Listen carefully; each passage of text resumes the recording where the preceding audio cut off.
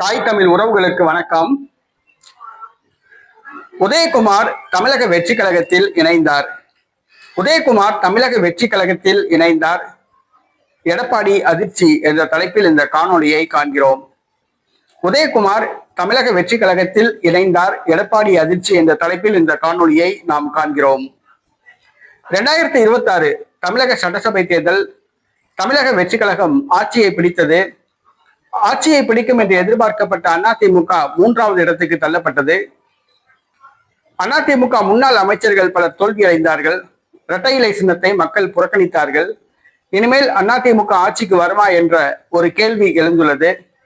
அதிமுகவை சார்ந்த 35% தொண்டர்கள் தமிழக வெற்றி கழகத்தில் இணைந்தார்கள். இந்த சூழ்நிலையில் அதிமுக முன்னாள் எம்பி அசோக், அதிமுக முன்னாள் எம்பி உதயகுமார் தமிழக வெற்றி கழகத்தில் இணைந்துள்ளார். அதிமுக முன்னாள் எம்பி உதயகுமார் தமிழக வெற்றி கழகத்தில் இணைந்துள்ளார்.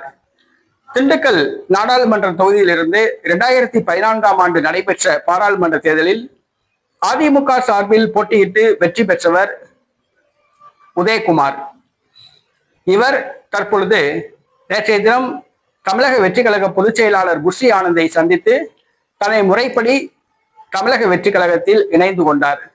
அவரோடு அதிமுக முன்னாள் எம்எல்ஏக்கள் மாலா உள்ளிட்ட பலர் இணைந்தனர்.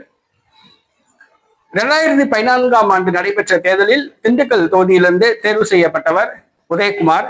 இவருக்கும் திண்டுக்கல் சீனிவாசனுக்கும் 7ஆம் பொருத்தம். திண்டுக்கல் சீனிவாசன் கை ஓங்கி இருந்ததால் உதயகுமார் டம்மியாக்கப்பட்டிருந்தார். தற்பொழுது தமிழக வெற்றி கழகத்தில் இணைந்துள்ளார். திண்டுக்கல் முன்னாள் எம்பி உதயகுமார் தற்பொழுது தமிழக வெற்றி கழகத்தில் இணைந்துள்ளார். அதிமுக சட்டப்பேரவை எதிர்கட்சி முன்னாள் துணைத் தலைவர், அதிமுக முன்னாள் அமைச்சர் RB உதயகுமார் கிடையாது. RB உதயகுமார் இவர் மதுரையை சார்ந்தவர், திருமங்கலம் தொகுதியை சார்ந்தவர். அவர் அதிமுகவில் தான் இருக்கிறார். திண்டுக்கல் முன்னாள் எம்பி உதயகுமார் தற்பொழுது தமிழக வெற்றி கழகத்தில் இணைந்துள்ளார்.